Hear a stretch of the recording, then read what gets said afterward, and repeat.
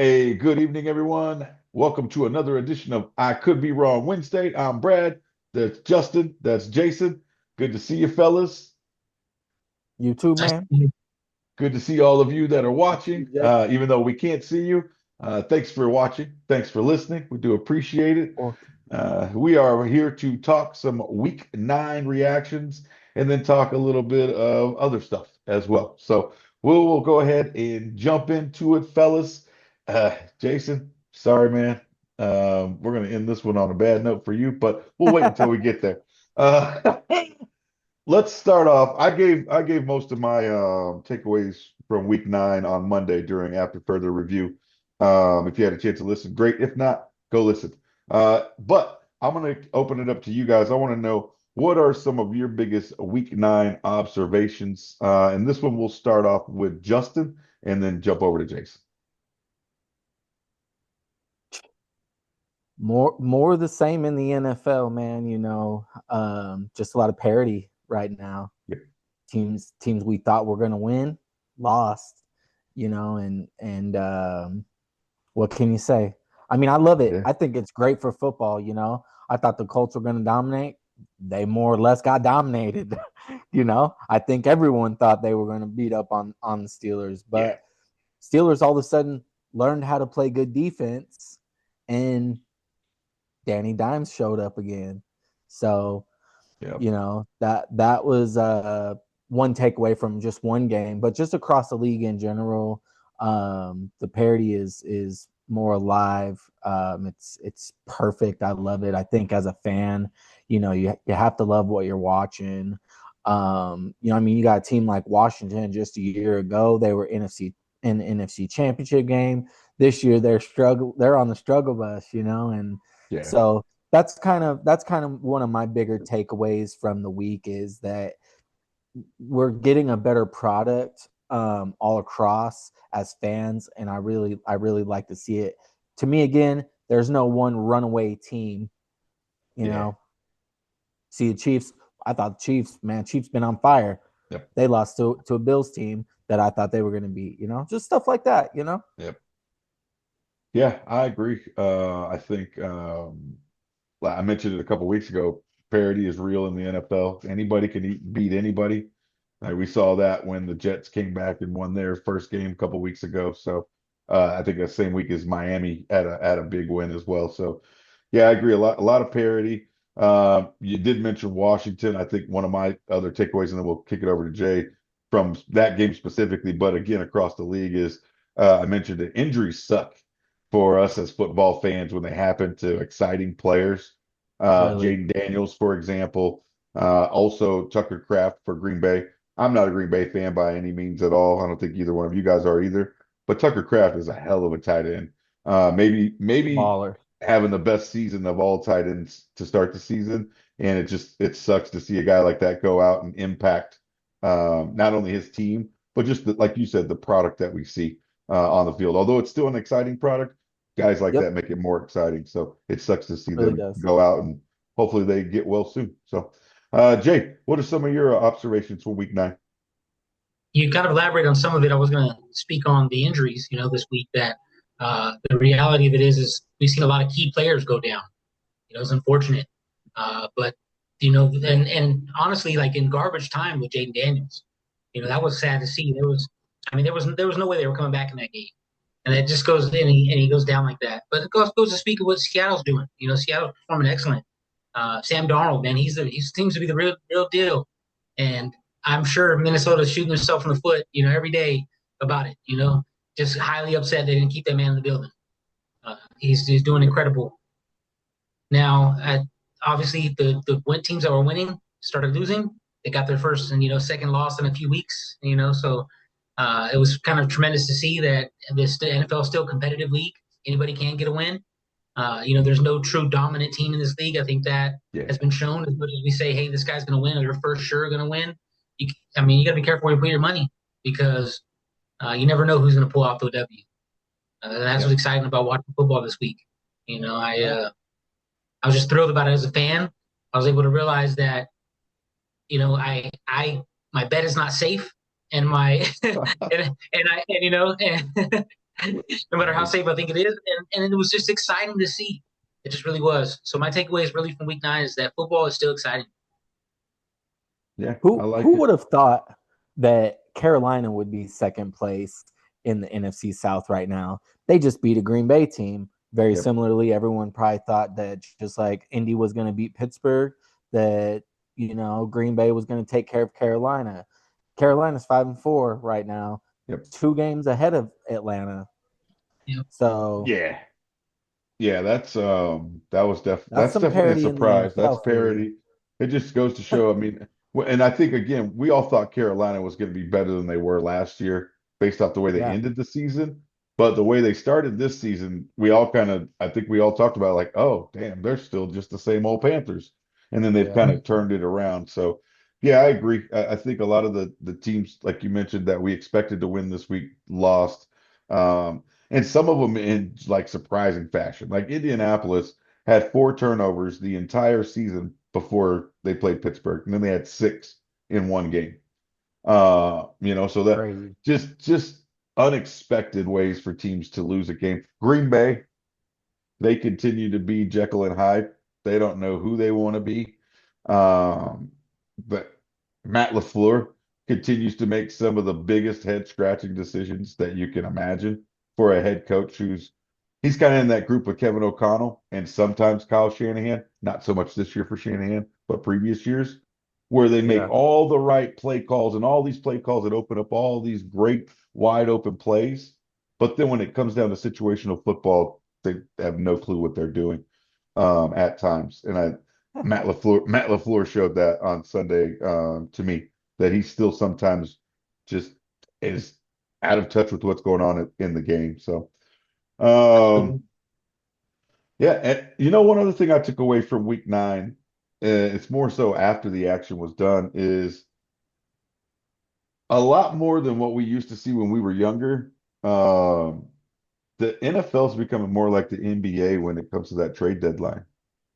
Like I'm sure you guys remember when we were younger, we'd be lucky if we got 3, 4 One trade. trades, one big Yeah, trade, one big trade. and then a couple of, whatever outside, fringe moves. This last couple of seasons, and especially this year, it was just like every time your phone got an alert, it was like, oh damn, that guy got traded. Oh damn. Some big Uh, some big names names. moved around. So speaking of that, Yeah. Yeah. let's talk about the best and worst trades that happened over the past week or so. This one, let's open it up to Jason first. Who do you have as your best and worst trades? The worst trade. Well, let's start with the best. Actually, I lied. Okay. Let's start with the best trade. I think that's going to make the biggest difference. Honestly, is going to be Rashid. Going to the Seahawks. He's going to make the biggest difference because now JSN has another guy on the other side of the side of the field that can catch balls. Sam Darnold's already obviously throwing immaculately, and I mean JSN's just going to leave him wide open some more Okay. because Shaheed can gun down the field. Shaheed can get down that field so damn fast. That it's just going to be JSN. He's going to be able to get open more because there's going to be more attention being paid to other receivers. It's going to be intense. I think that's the thing. That's the trade that makes the biggest deal.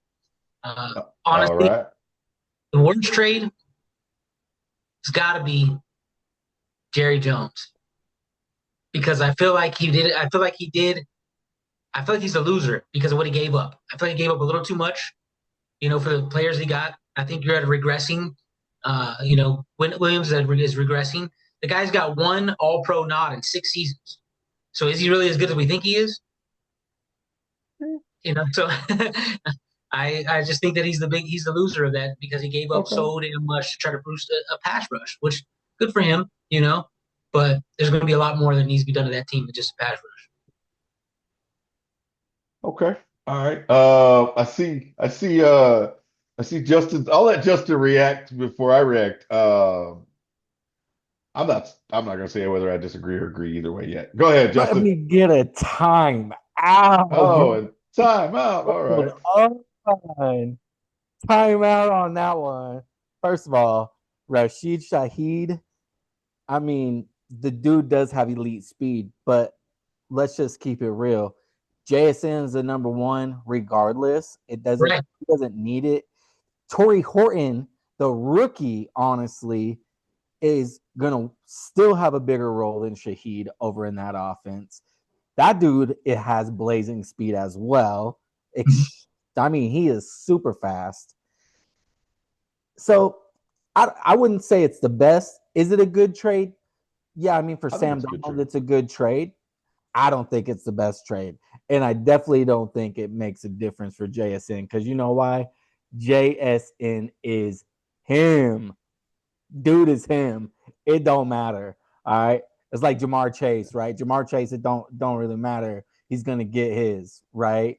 So that's how I Okay. feel about that one. Worst Yeah, trade? he's gonna get his, but now imagine him getting his with now two receivers opposite of him that can I mean, catch. he's already got like a 35-40% target share on the year. Yeah. I mean, even through the first 4 weeks, it was like a 54%. So I just I just don't think like if anything, it might hurt him a little bit because I would go with that more than help him because it might take target share away. But that's just how I feel about it. Worst trade, definitely not Quentin Williams. That's the one you pegged as the worst? Yeah. Nah, it's the Jerry Jones is Jacoby. great in general. It's the Just Jerry Jacoby Jones in Myers general, he trade, said. huh? Okay. Okay. Jacoby Myers. All right. It's the Jacoby Myers trade, and it's because, to be honest, I don't think Jacksonville's competing for anything, and there were better wide receiver options available. Juwan Jennings. So you're saying the Jaguars lose that trade? Yeah. Yeah, Yeah. I mean, the Raiders got draft capital for a guy who didn't even want to be with them. Exactly. It Yeah. doesn't help the Jags. I think the Jags just, Yeah. Okay. for they didn't, if they're going to make a move, right? They're a team with a winning record, and if they're a team that's going to make a move for a guy who's really going to make a difference. Jacoby Myers, in my opinion, is not going to make a difference. You have a better chance to get a difference maker with a guy like Juwan Jennings, like I say, So that's how I feel about that. How many Or 1,000-yard seasons does Juwan Jennings have? uh, True. that's a good point. Good point. No, Can't yeah, argue that. I would give you that.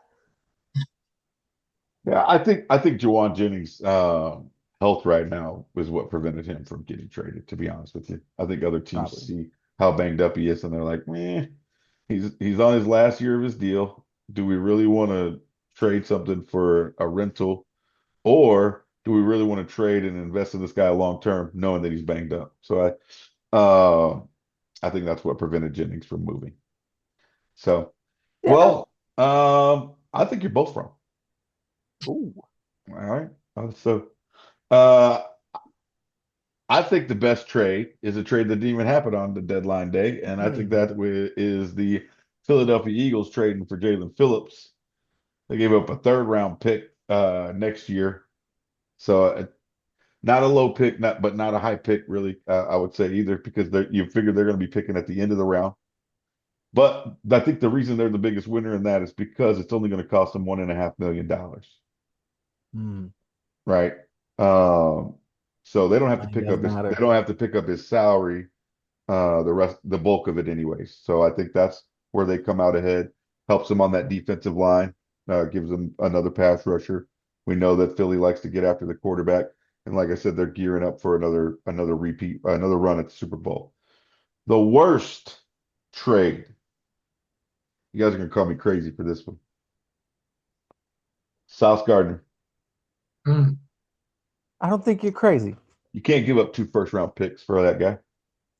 He's No, good, but two first round picks is a lot for a guy that's good, but hasn't been great in 2 years. he ain't no Daryl Reeves. No, exactly. He's not shut down. He's really good, but he's not shut down. So again, I think that, in my opinion, I understand why Indy did it, right? They want to add something to the back end of their defense, but I don't think he's going to be a difference maker for them. I think they probably could have gotten equal value for less as far as what they gave up, in my opinion. It's also Uh, top five in penalties.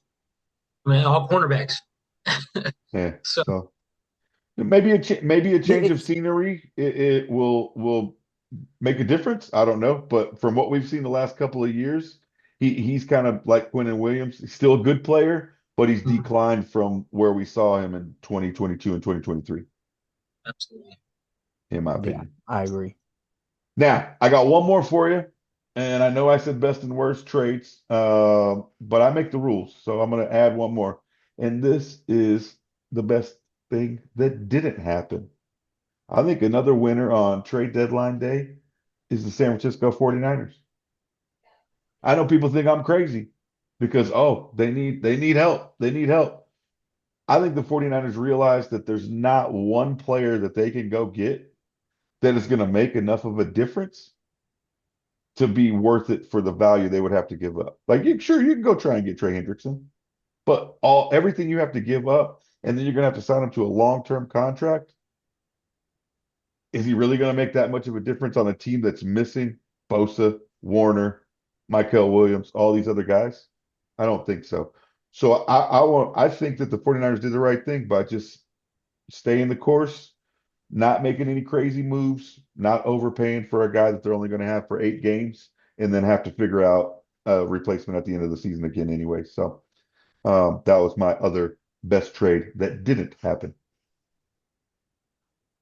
I So like it. uh, I like it. I was glad to see the 49ers not make a deal. I wouldn't say it's the best move, but yeah. just draft capital that can get injured. That's all it is to me. Yeah, that's the other thing. Is if they trade for somebody, they might get injured just walking off the plane. So, Yeah.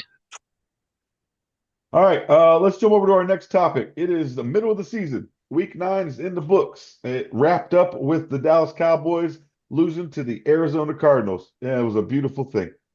Uh, so at the midway point, I want to know who everybody's Super Bowl favorites are in each conference. And I'm going to start this one off because I don't want you guys to steal my thunder. Because I'm probably going to steal maybe one of your thunders, or kind of, and then we'll go from there. All All right. right. So in the NFC, well, let me start with the AFC because I don't think this one will be a surprise to you guys. Maybe it is. In the AFC, although they hit a little bumpy patch and they're not even in first place in their division right now, I got the Buffalo Bills still as the favorite to go to the Super Bowl. I think they do beat New England in their second game. They end up winning their division. And as long as Buffalo gets home field advantage, I think they got the straight track to the Super Bowl, in my opinion. Um, in the NFC, I think is where I might surprise you guys. Right now, currently, I got the LA Rams as the favorite in the NFC. I think their offense is playing really good. Stafford has found a semi fountain of youth, protecting the ball. Him and Puka, amazing connection, of course. Him and Adams are still slowly coming along. They got a solid running game. Their defense is full of young guys that fly all around. We know McVay's a great coach. So right now, I got LA, but that could change obviously as the season goes along because the NFC West is going to beat up on each other. You still got Philly out there that made all the moves that they made to improve, and we have to see what that looks like and if their offense can stay consistent from what we saw in their last game. But for now, I got LA. LA, in my opinion, if you think about it really quick, and then I'll open it up to we'll go with Justin first. But LA, if you think about it, they are one terrible play call on fourth down by Sean McVay against the 49ers and one blocked field goal against the Philadelphia Eagles from being undefeated, if you really think about it. So Yeah. that's why I got LA. So that's who I got. We'll open it up to Justin, and then we'll go with Jason. Who are your midseason Super Bowl favorites in each conference? Well, in the AFC, I'll just go right there to start. I agree with you, Buffalo Bills. I think right now they look like a team that will get over the hump in the playoffs. I know New England gave them, beat them in the regular season. They'll have one more meeting. We'll see how that goes. But at the end of the day, that's the regular season. And if they were to meet in the postseason, I would give the edge to Buffalo based on experience. And Yeah. they just they have all the makings of a team that can make a run. Josh Allen just playing at an elite level like usual. In the NFC, man, I hate to say it really, but I'm going to go with the Eagles. Um, Can't argue that. they are getting more consistent. You know, they look a lot better. They are the defending champs, so they've been there, done that. They're just face some adversity, but they've been able to overcome it. And I think with the moves they made, they got better. And you have a championship team that starts getting hot. They start getting a little bit better, get some pieces in their locker room that can help push them over the edge. It's a scary recipe. So right now, I think Philly, but it's a Philly. toss up. I mean, I truthfully have There's a handful of teams three in the teams. NFC. I really have three teams that I could have went right there, which was Philly, Tampa, and the Rams. Okay. So those were the three teams that I would have went with if we were supposed to pick three. All right, I like it. All right, Jay, who you got? I got to agree with both of you guys as far as AFC goes. I got the Bills. They had that win over the Chiefs and just the offense they got. Josh Allen. Just cursed them. It just shows too much that they're impressive still. And I think you put them against anybody else in the AFC Championship, they're going to win. They're just made. They're a solid team. They're ready to go. They've been there for a few years, and I think it's their time now. Now I got to agree with Justin, and the NFC. Definitely believe the Eagles are going to be the ones in the Super Bowl. We're going to possibly repeat because of the moves they've made recently. Obviously, getting Jalen Phillips, right? And then think about this too. Think about at the beginning of the season and throughout the season, what we've seen. We've seen that defensive line, the young defensive line, getting a lot of penalties. Things like Jalen Carter, like the spitting incident, things of that nature. Those things don't happen when you got a veteran in the locker room. Well, they got Brandon Graham coming back. So now they got a veteran in the locker room that's been there, done that, won a few Super Bowls with the Eagles, and he's gonna, I guess you can say he's gonna settle things down in that locker room, I believe, and they have a true leader now. It's gonna be dangerous. I really think they're gonna turn the season around. Like I know they haven't done terrible, but they're gonna turn it around. They're gonna be playing like they played last year. Okay. All right. I know I was making faces, but I mean I can't argue with you guys. I mean, like Justin said, I think there's a few teams right there that you could make the case for. I think Philly probably has the best resume. Obviously, they're the defending champions. Their offense has not looked good, and they're still sitting in first place in the NFC. So again, I can't like really say, oh no, you guys are crazy, or really make any strong argument against Philly. I just feel like the Rams, despite them losing to Philly on a crazy blocked punt, I think if they lined up and played again a series, I would say LA would probably come out on top more often than not. That's the beauty of the NFL, though. They don't play a series. It's one and done, and One and you done. never know what could happen on that day. So, hopefully we find out later on down the road and they play each other in the playoffs. I think that would be a great That'll be rematch. a good game. An exciting game. I think a couple other teams like Justin mentioned, you could throw out there Tampa Bay if they can just kind of stay healthy and hang on. Uh, Obviously, you can't argue with maybe Detroit if they can start to become less predictable, get a little more creative on offense. They'll probably be there in the end. I know I sound like a homer, but if the 49ers can get any kind of pass rush and their offensive playmakers come back, they're going to be a team that nobody wants to play in the playoffs. I can assure you of that, just because of their experience. They've been like you guys said, they've been there. Yep. They've done that. So they're going. I'm not saying that they're going to be a favorite, but they're going to be a team that could make it. And then Seattle, we talked about it earlier. Sam Darnold's playing phenomenal. Now I will say this, and I mentioned it Monday. Sam Darnold. We saw this last year from Sam Darnold, right? Looked great throughout the regular season, led Minnesota to their 14 wins. And then in the week 18 game against Detroit for a home field advantage, didn't look so good. And then in the playoff game that we went to, right, didn't look good in that game either, right? LA kind of put that game away before halftime. Yep. So I think for Seattle, they're going to be a strong contender, but we're going to have to see Sam Darnold do it when it really counts for us to really be a believer in them. So, but I like it. I think Buffalo, though, Justin mentioned it. They're cursed. They're toast. We all three picked. They're done. Even if they So, make it to the AFC Championship, they're not going to win it nope. or the Super Bowl. Yep. They're toast. We Their cursed them. history says So, it all. all right. So, speaking of teams that are cursed, let's talk about Thursday's game coming up. It Huh. is a thrilling AFC West divisional clash between the Las Vegas Raiders and the Denver Broncos. So, before I give any take, Jake, you're a Raiders fan. We're going to open it up to you, sir. What do you expect to see? What do the Raiders need to do to win if they're going to win or have any chance to win? And who do you think comes out on top? Well, I got to be honest, as a Raider fan, I don't believe we stand a chance. You know, unfortunately, we're looking at just a shame of an Amazon Prime game. Like you used to remember, Amazon Prime games used to always be shitty, right? One team would blow the other team out, or it'd be like a 6-3 game at the end.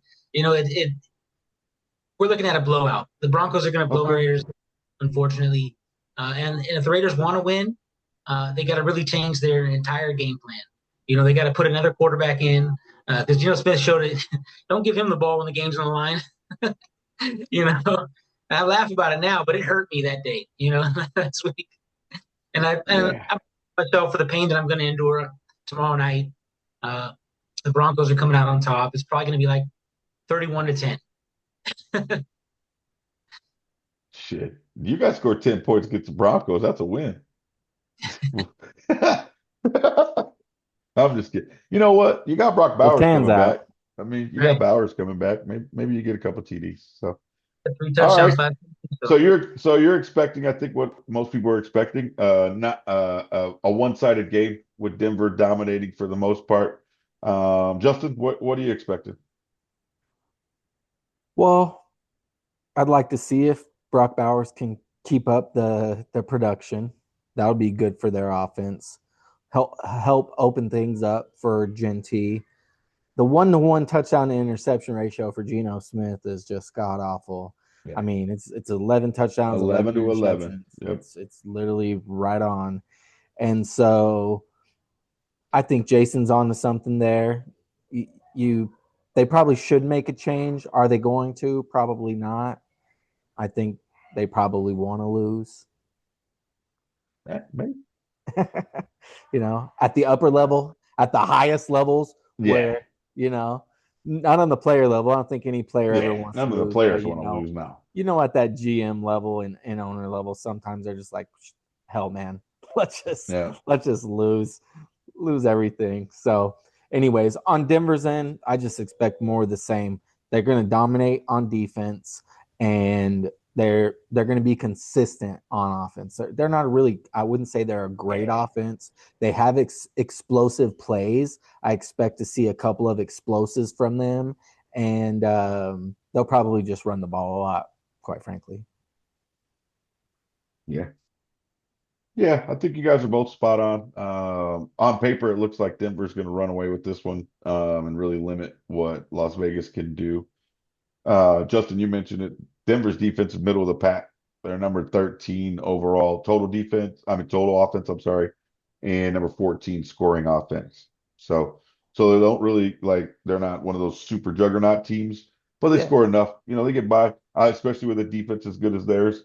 They only give up 18 points a game on defense. So that really helps out when you don't have to worry about getting 3, 4 touchdowns to have to be in a game.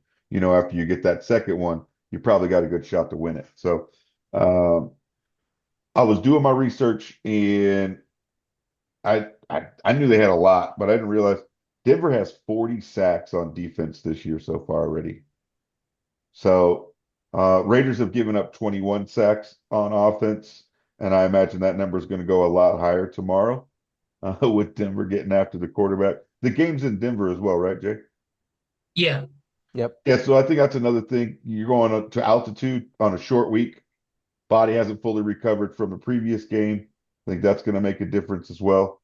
Um, so yeah, it's gonna be I think one-sided game. And then the other thing I wrote down, you guys both touched on it. I kind of wrote it down jokingly, but I think it's also something that maybe needs to be done. I think Gino needs to be investigated, man. So something's not right since he got to Vegas. So Justin touched on one of them, right? His touchdown to interception ratio is ridiculous for an NFL quarterback. It should never be Too one to bad. one, right? Uh, he is projected even last year without Pete Carroll. When he was in Seattle, he still had a decent year. He's projected currently to throw for 600 yards less than he did last year, two touchdowns less than he did last year, but eight more interceptions. Wow. So either he found his favorite strip club and he can't get out of that motherfucker, or maybe somebody needs to investigate Gino, see if he's been hanging out with Chauncey Billups. That's all Right, I'm saying. right. Uh, Case in point. so I'm just kidding. I'm just kidding. I would never accuse an NFL player or any athlete of doing any of that unless they get caught doing it. In which case, cheating motherfuckers. Speculation, not accusation. That's what I That's like right. to say. That's right. It's not an accusation. It's simply, I'm just kind of trying to connect dots. That's all. So I think we're all on Denver to win that game. I would be surprised if the Raiders, like I said, I was joking about 10. I'd be surprised if the Raiders score more than 16 points, to be honest with you. I think maybe they get Yeah, in the end zone one time, a couple of field goals, and that might be about it for them. So, and Denver leans on that run game. Defense puts pressure on Gino. And I agree with you. I think that although they need to make a move, is it really the best thing for them to do at this point? Even if you do make a move and you get a spark, are you going to come back and make the playoffs? No. So even let's say you make a change, Pickett comes in and somehow sells his soul to the devil. He wins the last 5 games in a row or whatever it is, right? Pulls a Jimmy Garoppolo. All that does is just give you a worse draft pick and you still have no chance to win the Super Bowl. That's not where any team wants to be. So I think they're going to stick with Gino because they're paying him all that money. right. And it's not going to pay him to sit on the bench. If they're going to lose, you might as well lose with the guy you're paying money. Exactly. Absolutely. I think the other reason why you stick with Gino is like we talked about upstairs. Obviously Yeah, they don't want to win. They know that that guy's not going to win any games for them the way he's exactly. playing. So they're going to get a higher draft pick. And not only that, hey, maybe this is speculation as well, but Mark Davis makes more money when the Raiders lose than when they win. I'll tell you why. Because Las Vegas is a tourist town, and Uh-huh. nobody wants to go see their team get their ass whooped. So, but you notice we have more fans from other teams coming there than we do Raiders fans, right? Very So at the true. end of the day, they want to go see their team win, and they're going to go pay good money to go see their team win and beat the Raiders. Yeah. So All right. I can see it. All right. Well, that's all I got, guys. Anybody, you guys got anything else? sell the team, Mark. Sell the team. I love If it.